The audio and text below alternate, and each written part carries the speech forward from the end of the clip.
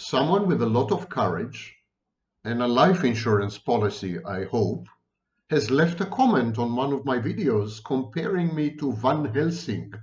He said my voice reminds him of Van Helsing's voice in the Dracula films. He got it chronologically wrong. It's not that I sound like Van Helsing. It's that Van Helsing sounds like me. Okay, Shoshanim, apropos Van Helsing and the monsters he's hunting interminably, today we're going to discuss Machiavellianism. There's no way I can encompass all the knowledge about Machiavellianism. It's one of the hot button topics in psychology today. There's like a mountain ranges of information and studies and so on and so forth. But I'm going to discuss Machiavellianism's relationship to covert personalities, narcissism, and psychopathy. But before we breach this dam, before we enter bravely this topic, I need to remind you of a few things. Number one, covert states of personality, covert personalities. You remember that covert personalities are reactive. They are reactions to failure, defeat, and collapse. When the narcissist fails to obtain narcissistic supply, the result is covert narcissism. When the psychopath fails to secure his goals, the result is covert psychopathy. So covert states are reactive. They are reactive to what? They are reactive to an ideal, some ideal. The covert narcissist would have liked to be, or would like to be, a real narcissist, an overt, grandiose narcissist. This is the ideal of the covert narcissist. The covert psychopath would have liked to be a real, efficacious, terrifying psychopath. That is the ideal of the covert psychopath. So covert states of personality are reactive to an unrealized, unactualized, ideal state. They are, in this sense, compensatory. They compensate for the failure to become the ideal, this ideal state known as ego ideal. Covert states are fixated obsessively and compulsively on somehow approximating this ideal state asymptotically. That's why covert states are exclusive. You can have a covert state and an overt state of another disorder, but you can never have two covert states. There is no comorbidity of two covert states. So you could be a covert narcissist and an overt psychopath. You can be an overt psychopath and a covert borderline. You can be an overt psychopath and a classic borderline, but you can never be a covert narcissist and an overt narcissist, or a covert narcissist and a covert psychopath. So two coverts can never happen, and the covert of the overt state can never happen. You cannot have a covert psychopath with an overt psychopath. These are the rules of the game. And this exclusivity is indicative of some interplay, some interaction between the covert state and the ideal to which it aspires. The covert narcissist aspires to become an overt grandiose narcissist, so he can never be comorbid with an overt grandiose narcissist. The overt grandiose narcissistic state is out of reach. That is the source of failure and defeat, which gave rise to the covert condition. So, the first distinction, we have two classes of internal objects. Idealized internal objects, such as the ego ideal, and devalued internal objects, such as the covert state. Ideal and devalued. The devalued objects aspire to become the devalued internal objects, aspire to become the idealized internal objects, but never make it. Okay? Point number one. Point number two, we must make a distinction between internal objects, external objects, and externalized objects. External objects are simply people out there, ideas, concepts, circumstances, environment, physical, otherwise, everything out there, outside oneself, is an external object. An internal object we've just discussed. And then there is an externalized object. The externalized object is the sum total of the personality's interactions with other people or with the environment. So all the behaviors, all the choices, all the decisions, all the expressions, everything that is public facing, everything that is externalized, including aggression, anything, everything, sympathy, compassion, empathy, you name it, everything that is evident, visible, ostentatious, clear, and has to do with the environment, with other people, with the physical environment, with circumstances, with ideas, with concepts, with collectives, everything that is not internal but external as far as the personality goes, that is the externalized object. Now, there is a dichotomy internally between idealized internal objects and devalued internal objects. You remember? Similarly, there is a dichotomy between internal objects and externalized objects. The internal object could be good. In other words, the self-perception could be, I'm a good person, I'm a worthy person. That is an internalized good object, self-image, and a sense of self as being essentially good. And the externalized object could be bad. Although I'm a good person, I behave abominably. So I have a good internalized object, I'm a good person, but my behaviors leave a lot to be desired. They're antisocial, for example. So that is a bad externalized object. And we could have these combinations, good and bad and good, and bad. An example of good and bad, an internalized good object and an externalized bad object, is the borderline. The borderline is a combination. She perceives herself as all good, empathic, affectionate, compassionate, loving, caring, holding, containing, etc., understanding, accepting, warm. The borderline's self-perception, half of all borderlines are men, okay?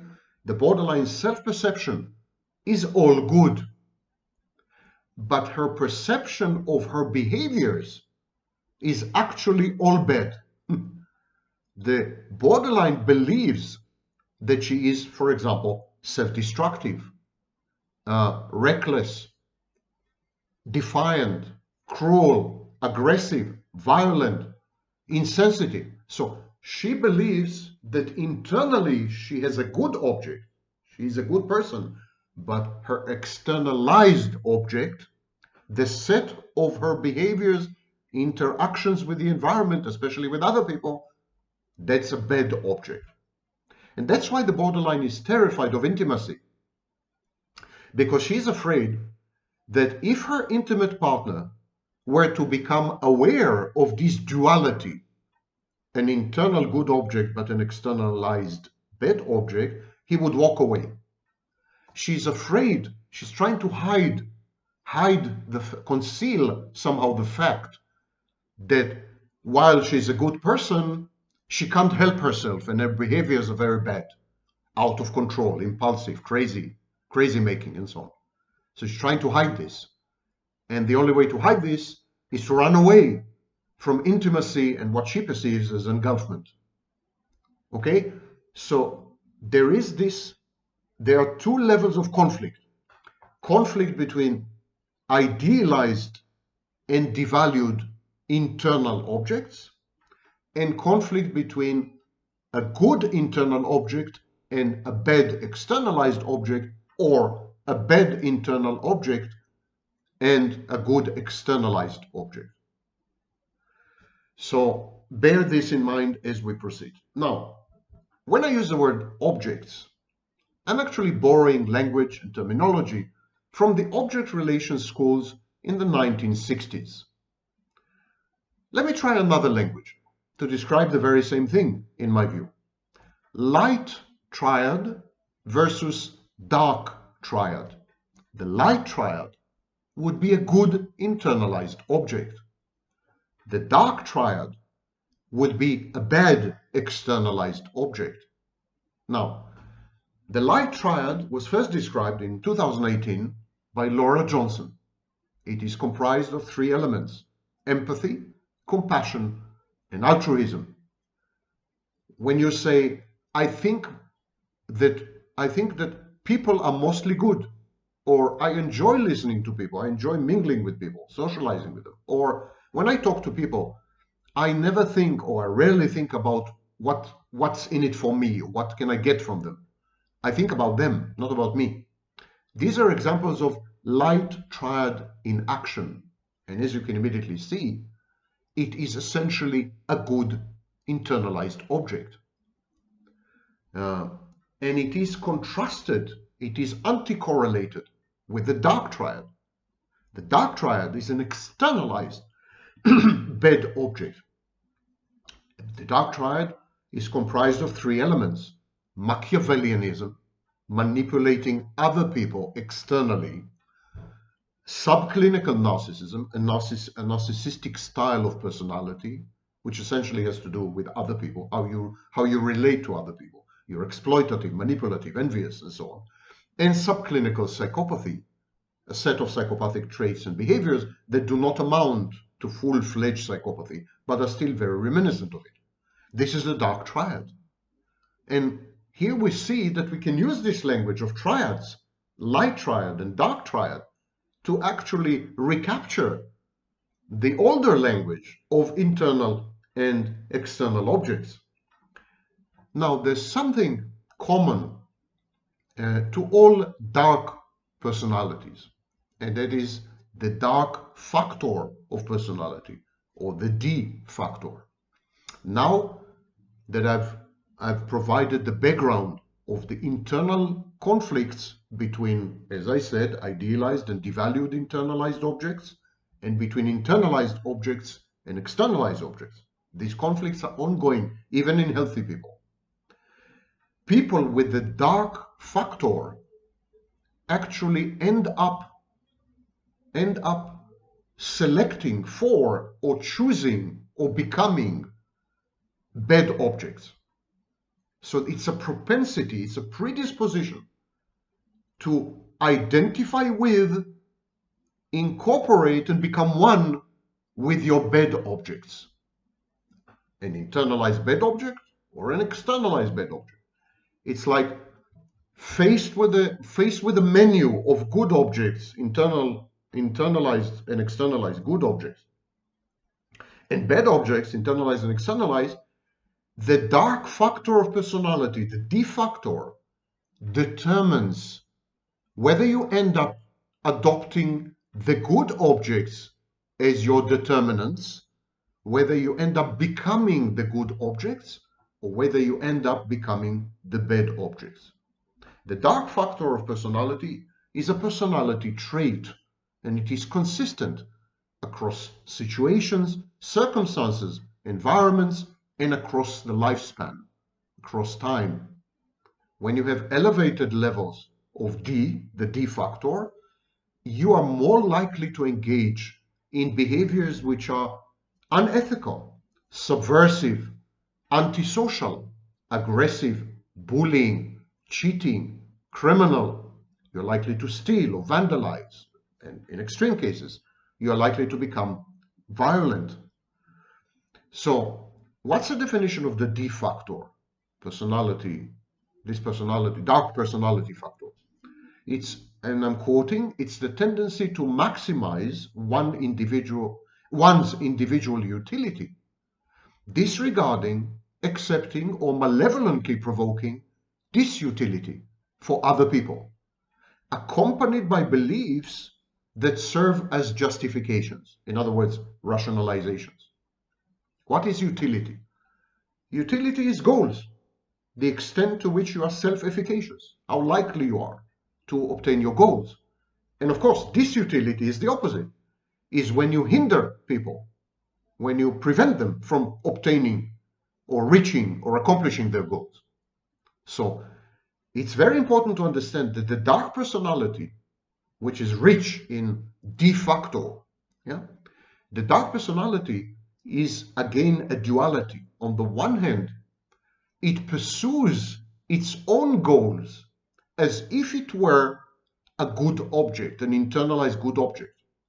The dark personality says, I'm a good person and I deserve this.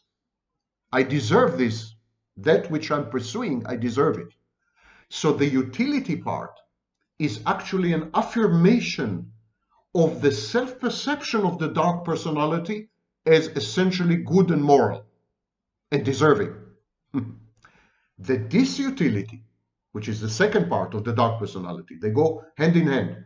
The dark personality not only pursues its goals, but it prevents others from accomplishing anything. So this disutility, the other part, is actually the externalized bad object. While the dark personality believes itself to be essentially good, deserving, just, moral, and so on, it adopts behaviors which are bad. It adopts an externalized bad object in order to prevent other people from accomplishing the same goals, because there is a perception of a zero-sum game. If I win, you lose, but if you win, I lose. There is scarcity, and so the goals are perceived as scarce. And unfortunately, the only way to get to the goal, to accomplish it, to possess it, to acquire it, is to prevent you from doing the same. So utility and disutility go together. When I say goals, it could be anything. It could be money, status, access, contacts, power, excitement, joy, pleasure, whatever it is. Now, normal people, normal healthy psychological functioning involves aiming to achieve goals. That's very laudable. It's part of motivation. But people with elevated de facto are inclined not only to accomplish goals, but to harm other people, to harm other individuals, collectives, groups, when they pursue their goals. The pursuit of their goals is perceived as a war, as a battle, a conflict, and they must inflict harm and damage on other people. They must cause disutility. So if you steal something, it benefits you and it harms another. If you bully someone, maybe it gratifies you, but it causes damage, psychological damage to other people. When you hurt someone, maybe there's a physiological utility to you, but disutility to the other. So individuals high on the de factor, on the dark factor, experience utility as gratifying, exciting, joyful, pleasurable, even as they inflict disutility on other people. They hurt them, they cause pain, and so on. In other words, there's an element of sadism. And that is why today we talk about the dark tetrad, not the dark triad. The dark tetrad is the dark triad plus sadism. So there's an element of pleasure. But again, using using the languages we've used before, it is a conflict between the light triad. The person with a high factor D perceives himself as a light triad person, moral, just, deserving, and so on, but engages in dark triad behaviors. He perceives himself as a good internalized object, but actually has a bad externalized object. Behaviorally speaking, his object is bad. And this creates, of course, a dissonance. In borderline personality disorder, this dissonance is crucial in my view. I think it may even be the cause of the emptiness, the psychogenesis of the emptiness, the empty schizoid core in the borderline, is because she cannot reconcile the good internalized object with the way she behaves, which is really bad, the bad externalized object. And so there's a dissonance there. And in order to maintain a positive, moral self-image, even when that person engages in abusive, aversive, malevolent behavior, in order to maintain this delusional, self-deceptive perception as a good object, people with high D hold beliefs that they think justify their behaviors. So they have a set of beliefs. Some of these beliefs are delusional, some of these beliefs are cynical, some of these beliefs are aggressive, but they have sets of beliefs that rationalize, intellectualize, justify morally and ethically the way they behave, attempting desperately to convert the externalized bad object into an externalized good object in their own eyes. And these beliefs are so convincing that when the dark personality is charismatic, it can infect collectives, groups, cults, political parties. It can infect them with these beliefs. There is a contagion, a transmission mechanism. For example, the belief that you are superior. Because you are superior somehow, you're entitled. Or the opposite, the belief that you're a victim. And because you're a victim, you have special rights and entitlements that obligate other people to accommodate you. Or endorsing ideologies that favor the dominance or the superiority of a group or an individual, for example, racism. Or viewing the world as a dangerous and hostile place, a competitive jungle. You have to do what a man has to do what a man has to do. Or a borderline has to do what a borderline has to do, believing that other people are malicious, or maybe stupid, or losers. They had it coming, they deserve to be exploited. This is just a sample, a very small sample, of thousands of beliefs used by dark personalities to justify essentially what came to be known as Machiavellianism, which is the topic of today's lecture, one of these days. Okay. These beliefs, self-justifying, self-conforming, ego-syntony restoring beliefs in individuals who have a high de facto, dark personality factor, these beliefs cause them to act in ways that harm other people without experiencing guilt, shame, remorse. The behavior, the externalized bad object, the set of behaviors that are essentially bad, antisocial, unethical, immoral.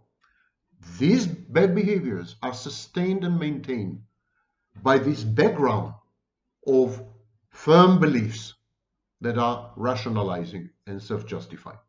It's a kind of massive defense mechanism, or shall I say defensive wall, against any self-awareness and any reality testing.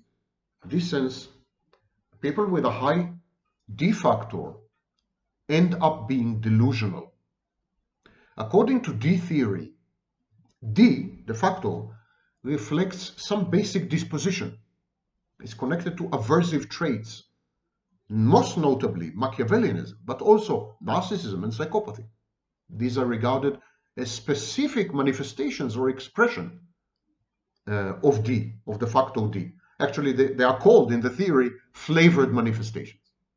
D reflects what all aversive traits have in common, the aversive part of traits. So any aversive trait has an element of D, even in healthy people, even in normal people. D is quantitative, not qualitative.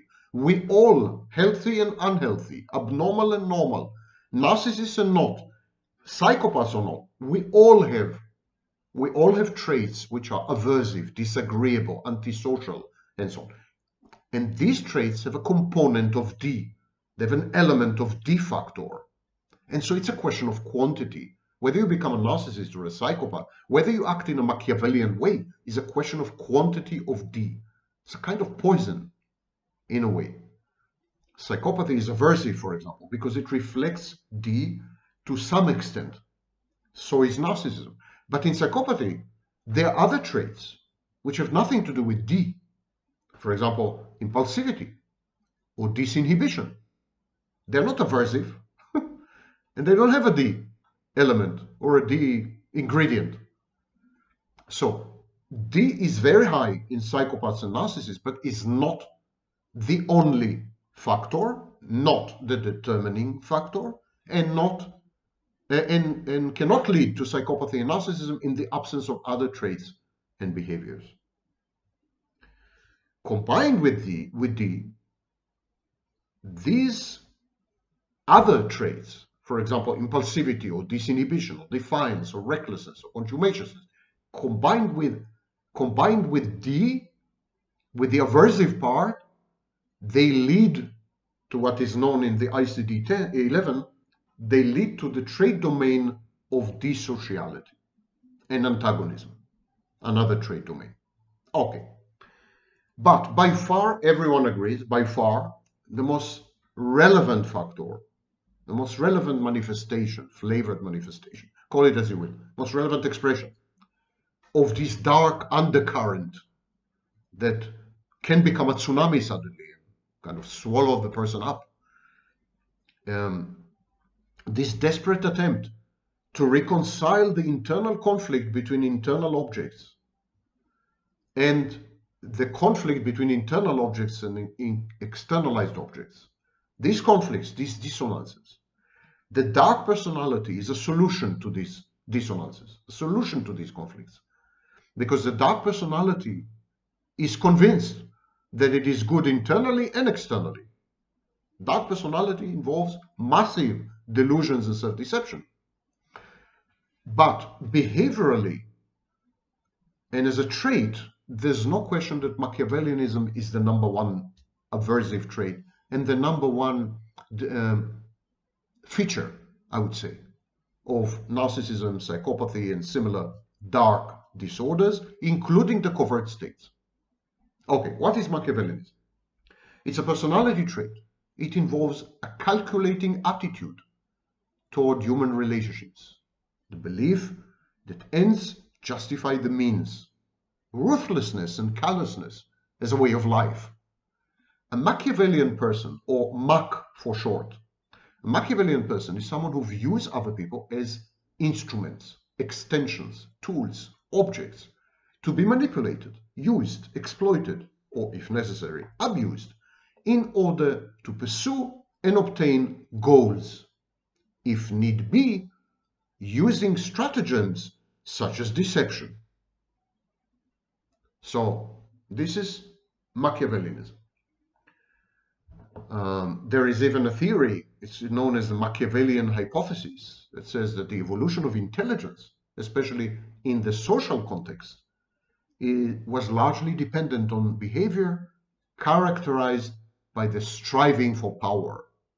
According to this Machiavellian hypothesis, individuals who are more Machiavellian in their behavior are more likely to be successful in adaptation, more likely to spread their genes to future generations. But I'm not going to enter this hypothesis right now. Back to Machiavellianism. Again, Mach is short for Machiavellianism or short for Machiavellian. Okay? It's a construct. Machiavellianism is a construct. It involves interpersonal manipulation, indifference to morality, lack of empathy, and a calculated focus on self-interest. It was described by Richard Christie and Florence Guise, and they named it after Machiavelli, Niccolo Machiavelli, of course. And they created a test. Today it's known as the Mach 4 test. It's a 20-question Likert scale personality survey. And people can score high on this test. These people are known as high Machs. Or they can score low on this test, and that's a low Mach, surprisingly. So high Machs have a high level of manipulativeness, deceitfulness, and cynical, unemotional temperament. Machiavellianism is one of the dark triad and dark tetrad traits, alongside, as I mentioned, subclinical narcissism, subclinical psychopathy, and subclinical sadism.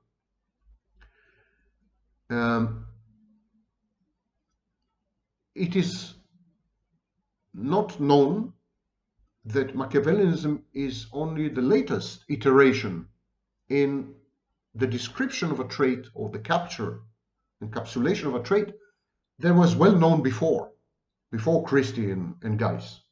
For example, in the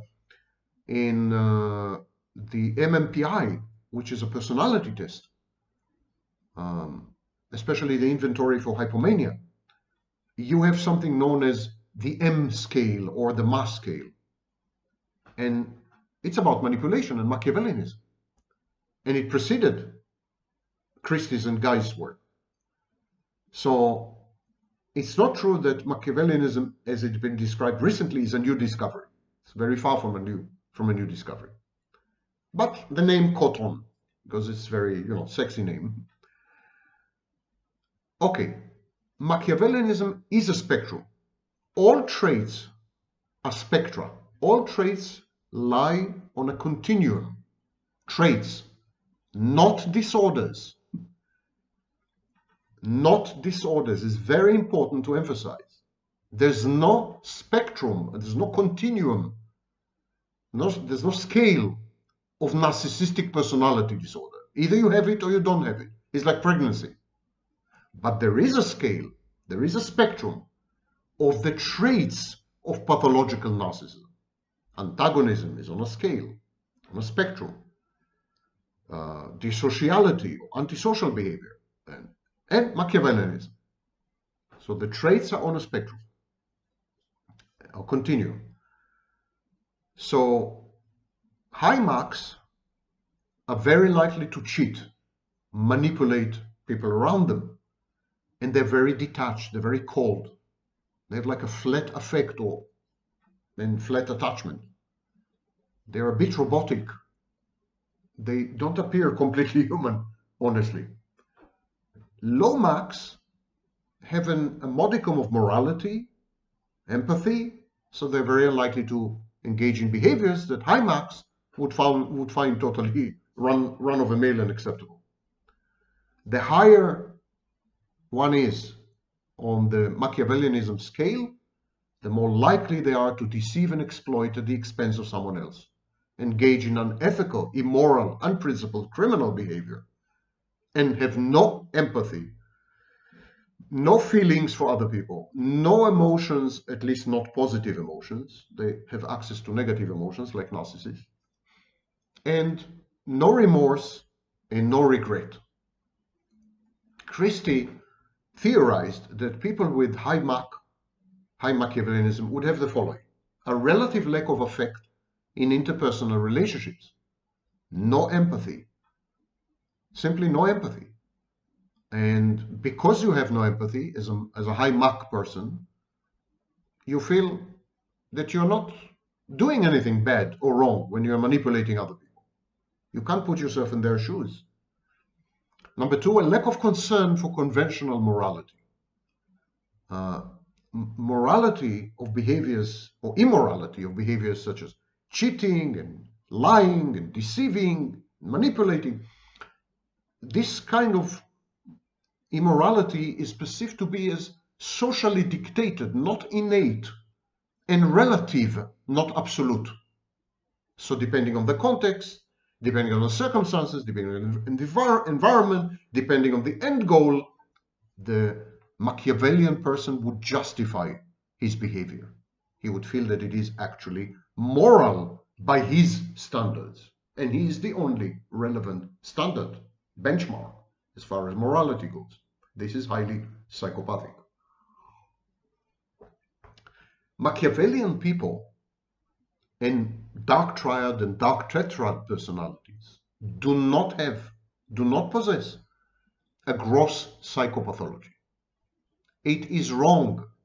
Self-styled experts and coaches and what have you, the riffraff on YouTube, with and without academic degrees, confuse and conflate dark triad and dark tetrad personalities with pathologies like narcissism and psychopathy. That is wrong. Dark triad and dark tetrad personalities are not psychopaths. They are not narcissists, and they are not sadists. They have elements, they have traits, they have styles that are reminiscent of these disorders, but they are not diagnosed with them. There is an instrumental view of the world. Maybe there is an exploitative attitude, there is an objectifying stance, but never a pathology. And finally, there's a low commitment to any idea or concept, belief system, value system, or ideology. These people, Machiavellian people, are focused on getting things done pragmatically. In this sense, they are much more psychopathic than narcissistic. If they don't care about allegiances, affiliations, history, belonging, group loyalty, they don't, in-group, out-group, they don't care about any of these things. They ask themselves, what's in it for me and how can I obtain it? How can I obtain it now? Manipulators are interested in tactics, not so much in strategy, in ends, not so much in means. They're not inflexible, they're not rigid, they're highly flexible. Another reason why actually people with dark tetrad and dark triad personalities are not mentally ill. They don't have personality disorders. These personality disorders are essentially rigid patterns. Now, there's even a 5-factor model of Machiavellianism, which relies on 3 basic, very important traits: antagonism, manipulativeness, cynicism, selfishness, callousness, ruthlessness, arrogance. Antagonism. Planfulness, deliberation, cunning, scheming, orderliness. And agency. Striving for achievements, assertiveness, self-confidence, emotional invulnerability, activity, and competence. These all together comprise Machiavellianism. And yes, whereas we cannot diagnose personality disorders in children, definitely not, we can diagnose Machiavellianism in children as young as 3 years old. Machiavellianism makes an appearance in children as young as 3 years old.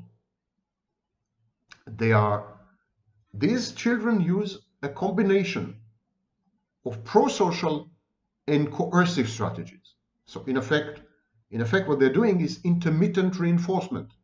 Sometimes they're communal, collaborative, helpful, supportive, and sometimes they're coercive, bullying, terrorizing, and so on and so forth.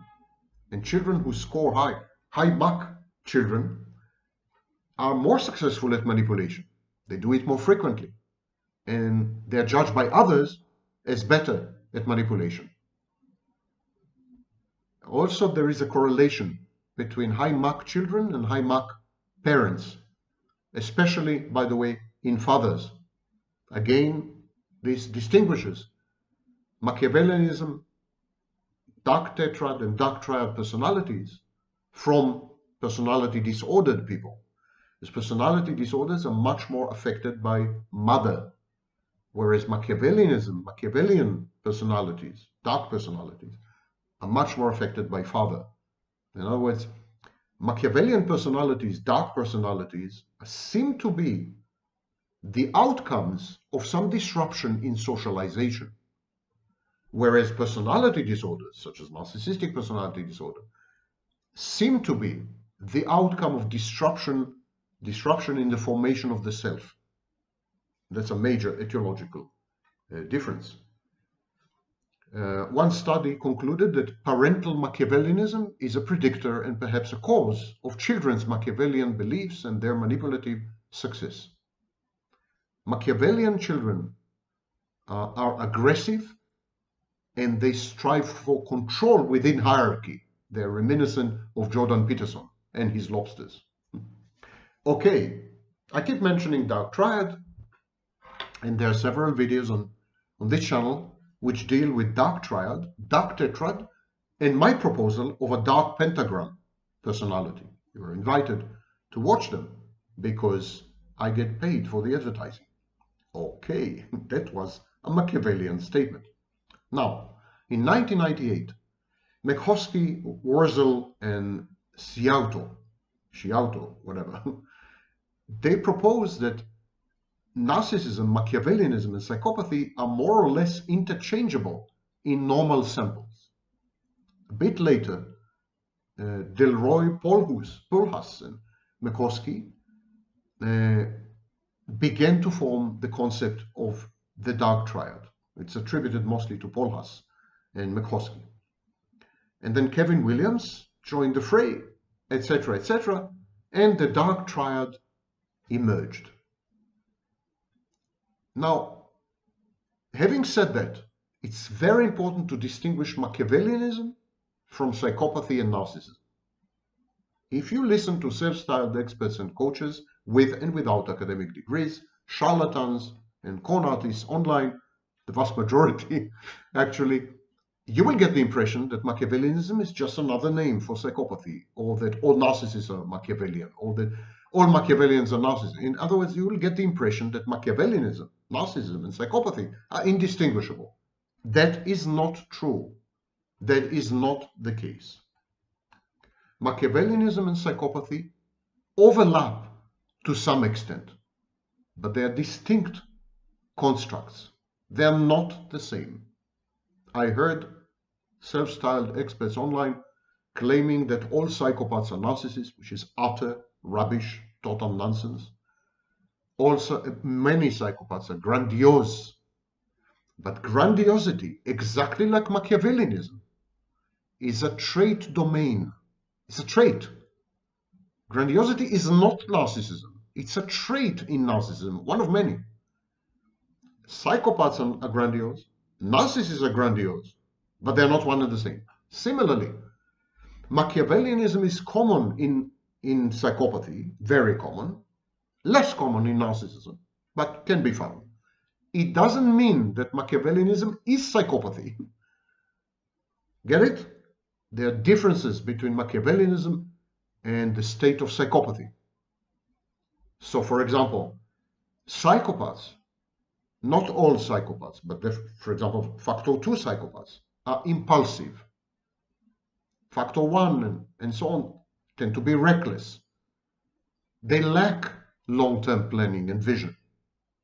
While high marks, people high on the Machiavellianism scale, Machiavellianists, they're not impulsive at all. They're not reckless. They plan ahead. They're very careful, meticulous, and methodical. Exactly the opposite of a typical psychopath. Polhus and others stated that the difference between the two traits is underappreciated. People high on Machiavellianism can delay gratification. They're much more sensitive to punishment, and they are aware of the consequences of their actions. Psychopaths are the exact opposite of all this. Psychopaths cannot delay. They insist on instant gratification. They are less worried about punishment. They are unaware of the consequences of their actions. That's why they are reckless. Machiavellianism is more influenced by the environment than psychopathy. High marks have been described as master manipulators, and to be a good, true manipulator, you need to be embedded in the environment. You need to be alert to it. You need to be sensitive to it. You need to be reactive to it. Psychopaths are not so good at that. They have cold empathy, as we will see momentarily, but they're not good at reacting to the environment, which explains why many psychopaths are lone wolves and are actually schizoid. Daniel Jones noted that both psychopaths and high marks have a manipulative and callous nature, but there are big differences. The type of manipulation employed by Machiavellians is not the same type of manipulation employed by psychopaths. Machiavellianism is marked by calculated planning. Machiavellian people high on the Machiavellianism scale manipulate only when there is something to be gained. Psychopaths are rash. They don't think 2 steps ahead. They manipulate, and they manipulate instinctively, reflexively, regardless of the situation and regardless of a goal. Psychopath can relate to his environment only via manipulation. The psychopath's interpersonal interactions are mediated via manipulation. The Machiavellian's interactions with the environment many times are not manipulative because there's no need for manipulation. It's the same like the narcissist. The narcissist's only way to interact with other significant other people is through the shared fantasy. But of course, there are other mental health disorders and other mental health clinical entities which make use or leverage fantasies. It doesn't mean they're narcissists. O'Boyle and others found that the notion that Machiavellianism is marked by cautiousness is contentious. They said it needs to be studied further, and that some Machiavellians are reckless in some situations. So there's a bit of a correlation there. But even they agree that it is far less than the case is with psychopathy. Okay, what about narcissism? Again, everyone online would tell you that all narcissists are Machiavellian and Machiavellian people are narcissistic. Both of them manipulate. Both high marks and narcissists manipulate. There's no debate about this, no argument. But the motivation matters. The narcissist manipulates only when and if he's after narcissistic supply. He manipulates people in order to manage impressions, improve or maintain reputation, and garner attention, negative or positive, narcissistic supply.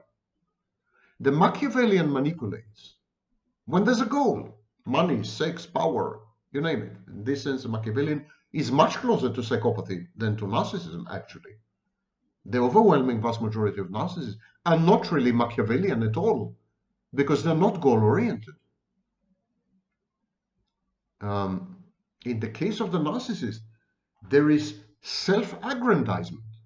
The Machiavellian is not emotionally invested in any grandiosity, in any grandiose inflated self-image. Machiavellianism is correlated with narcissism.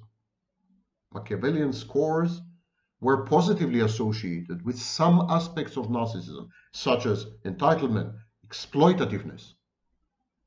But Machiavellianism was inversely associated, discorrelated with other narcissistic tendencies, for example, self-sufficiency. So some elements in narcissism are conducive to Machiavellianism, and other very important elements in narcissism are not conducive to Machiavellianism. It's a nuanced picture. You can't say all Machiavellians are narcissists, all narcissists are Machiavellians. That is not true. People higher on Machiavellianism are very realistic. They maintain a razor-sharp reality testing. They know the difference between fantasy and reality, imagination and the truth, lies and deceptions and facts. They never lose sight of these distinctions. They're even realistic about their own character. Narcissists are not realistic. They're delusional. They're totally self-deceptive. Narcissists are also way less malevolent than Machiavellian people. High Mach people are malicious. They're sadistic. They're a bit evil, if you wish, to use a religious word. Narcissists are pro-social. They have a more socially positive personality because they rely on other people and depend on other people for narcissistic supply. They need to work with other people somehow in order to garner supply. Self-supply is never enough. And narcissists are more egosyntonic. They report higher level of self-rated contentment or happiness than Machiavellian people. Machiavellian people are always cynical, always angry, always passive-aggressive, always hateful, always critical of other people, and so on. In this sense, Machiavellianism should be more prevalent, should be more pronounced, in covert narcissism. But there are no studies to substantiate this, and I think there should be. Machiavellians and narcissists have deficient empathy, or they lack empathy, or they have cold empathy. There's a focus of self-interest. There's no question about this, but they manifest differently. The motivations are different. High marks are driven by personal gain. Narcissists are driven by need for validation, admiration, attention. High marks are more strategic, more calculating in interpersonal interactions, totally unemotional. People high on narcissism are more impulsive, attention-seeking, and sentimental within the shared fantasy, for example. High marks are exploitative, absolutely exploitative, and invariably exploitative. Narcissists sometimes seek out relationships that bolster their self-esteem and provide them with admiration and a sense of safety, stability. High marks don't need this. In this sense, they're much closer to psychopaths.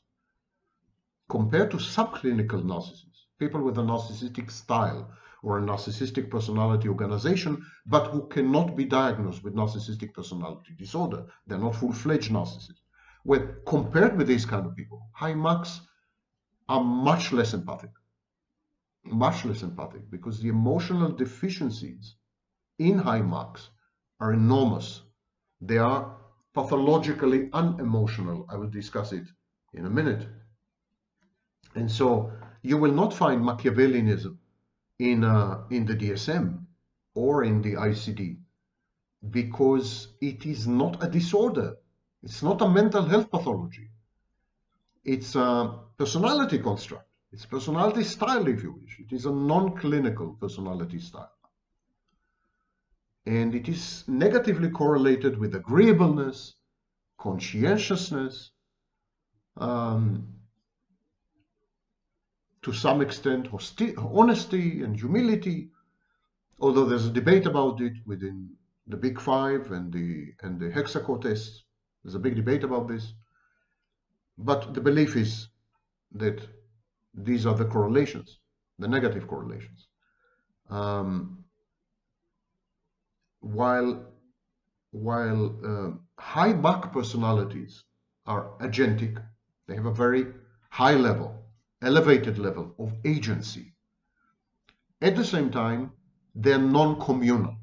Now we have something known as the interpersonal circumplex, which measures these dimensions of agency and communion.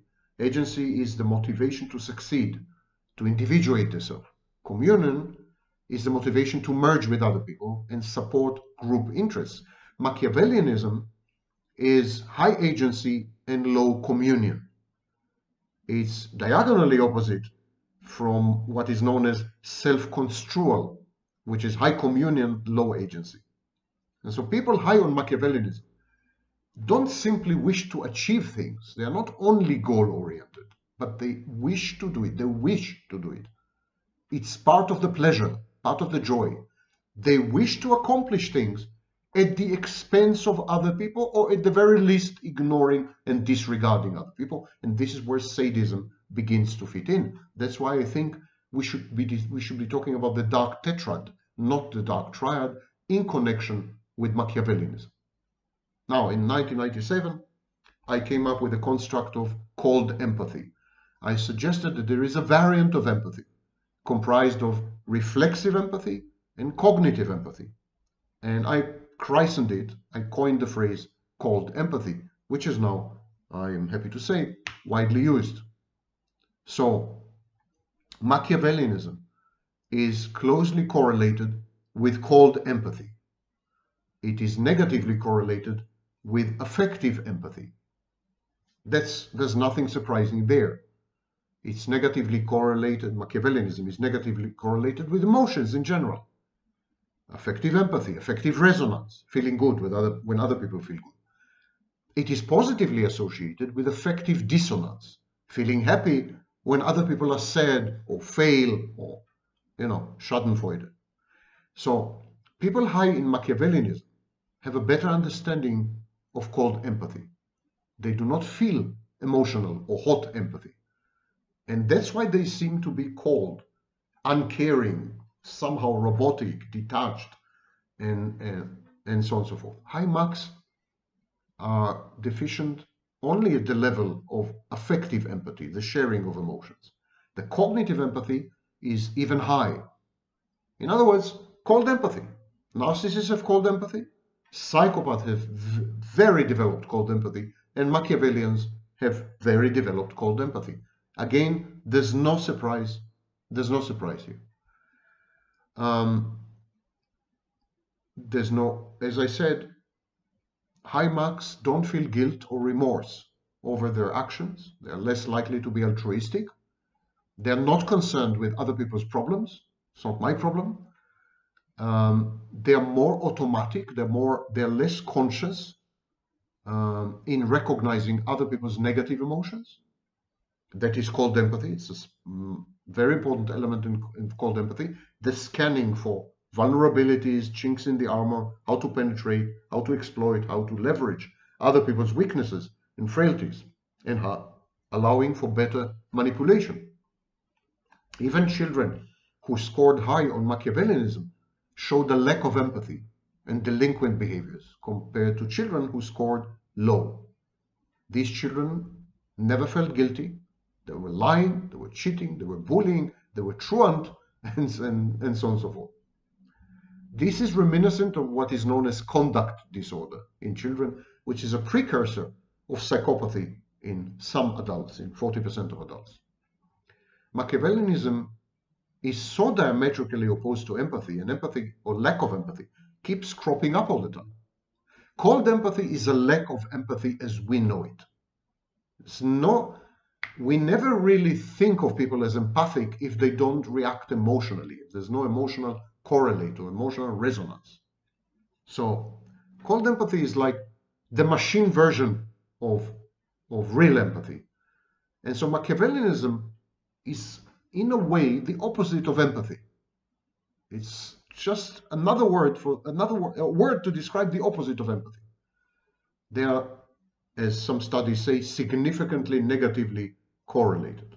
And important to understand that high Mach personalities, people with high Machiavellianism, have no access to their positive emotions, exactly like narcissists and psychopaths. They have access to negative emotions to some extent, but not to positive emotions. But unlike narcissists react to negative emotions. They go crazy. They become super envious, super enraged, super this, super that, super hateful. They decompensate and emotionally dysregulate, narcissists. Psychopaths leverage negative emotions. They use their anger and rage to drive them forward, to terrorize the environment, to modify other people's behavior. Their negative affectivity, the negative affectivity of a psychopath is an instrument, a tool at the service of the psychopath's pursuit of his goals or her goals, goal orientation. Not so with Machiavellian. While Machiavellian people have no access to positive emotions and limited access to negative emotions, they are not reactive to any emotion, positive or negative. They are very reminiscent of schizoids in this sense. They're detached. Their attitude is totally unemotional. There's flat affect, reduced affect display, or vanishing affect display.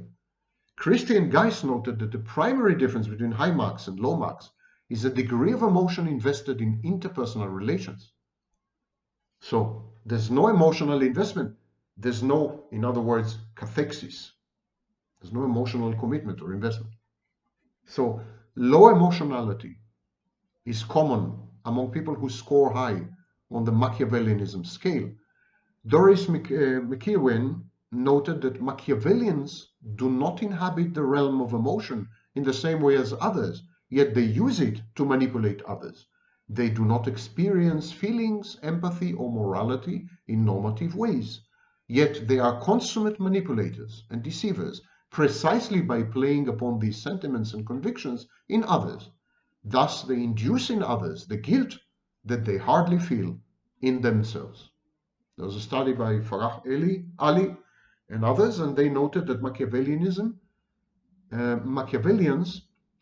seem to react emotionally to stimuli in a way that is very reminiscent of primary psychopaths, but with a high level of anxiety, higher level of anxiety than psychopaths. But that's a disputed study. Anxiety, by the way, is an interesting question. The psychopaths, today we know, psychopaths are anxious. They have anxiety. People with Machiavellianism are anxious. We know that. That's been established in multiple studies. And there is a question whether anxiety is the third factor that gives rise to both Machiavellianism and psychopathy. Maybe people whose emotional development is stunted and arrested become Machiavellians. When they're exposed to anxiety, they develop anxiety, and the reaction to the anxiety is Machiavellianism, a way to control the world by manipulating it. While psychopaths, who do have access to emotions, negative emotions at least, they choose another solution to anxiety, which is goal orientation, defiance, recklessness, contumaciousness, and so on. So anxiety may be the underlying factor which gives rise to Machiavellianism and psychopathy, depending on the personality makeup. The relationship between Machiavellianism and anxiety is not clear. There are definitely positive correlations, but it's not clear. Maybe the anxiety is derivative. Maybe people with high Machiavellianism are very worried about things not going their own way, about not accomplishing goals, and this gives rise to the anxiety. In other words, maybe it's exactly the opposite. Machiavellianism and psychopathy give rise to anxiety. We don't know enough. We don't know enough. In addition to acting for self-interest and profit, high Macs are a lot less verbal than narcissists and even psychopaths. They use significantly fewer words. That is especially the case when they are confronted in situations which require emotions. When they come face to face with emotions in themselves or in others, the emotions in themselves are denied so completely that they don't experience anything. But confronted with emotions in other people, they become deaf and mute. They're unable to verbalize. They're unable to talk. They're paralyzed. And one of the studies concluded that it confirmed previous findings that high Macs have a cool and rational character and a pro-self orientation. And it showed that their lack of group orientation may account for their low cooperation in social dilemmas. Maybe. And maybe it's a more profound issue. For example, alexithymia. Alexithymia is heavily correlated with Machiavellianism. It's a lack of awareness of one's own emotions, as well as the emotions of others. Maybe when the Machiavellian person is confronted with other people's emotions, he is confounded, he's confused, he's puzzled, he's befuddled, he doesn't know what to do. He's at a loss. And so he freezes. It's like a threat, and he freezes.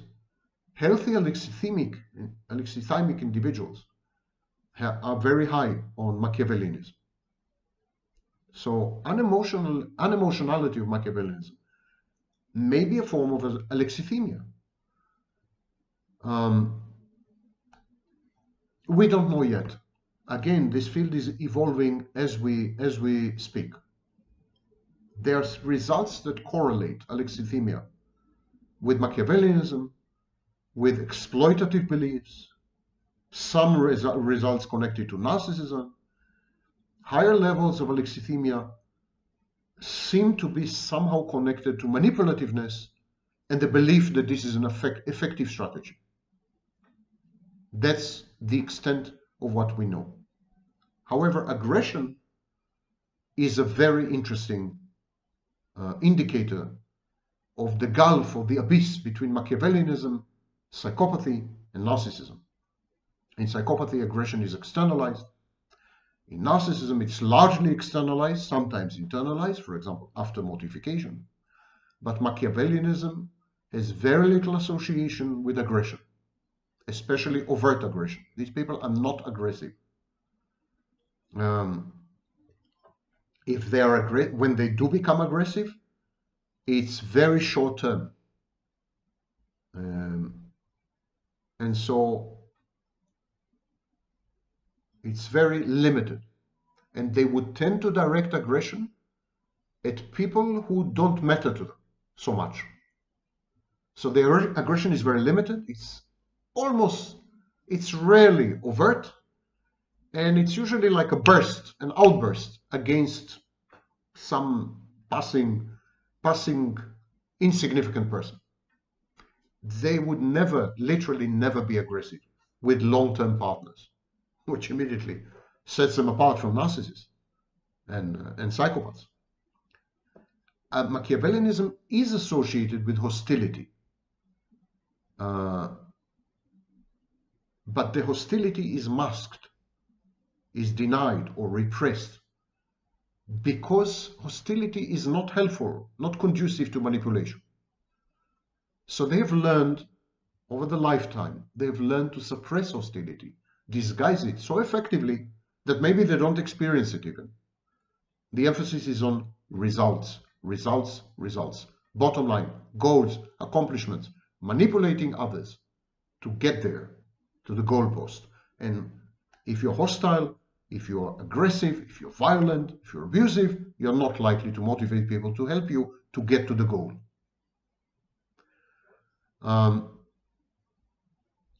Machiavellians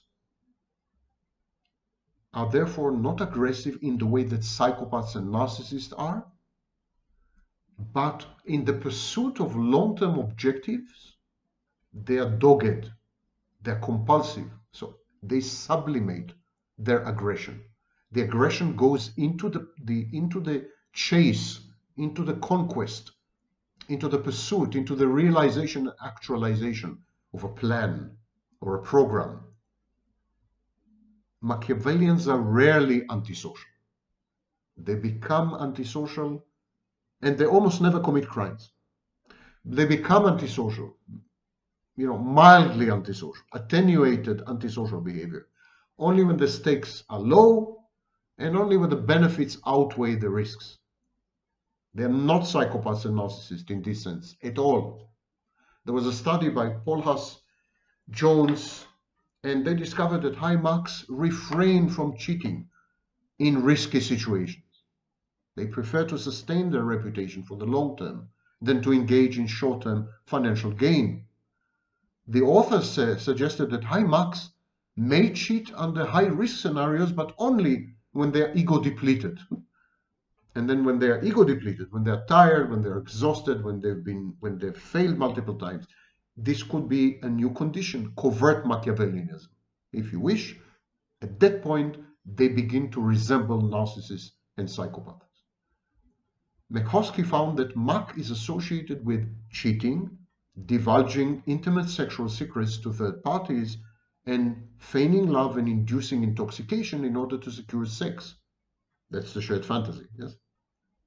And Mackowski suggested that Machiavellianism is correlated with an extensive focus on financial gain and with antisocial behaviors such as stealing, vandalism, and cheating, as opposed to prosocial actions like helping others. But all these are highly controlled. There's a full awareness of consequences.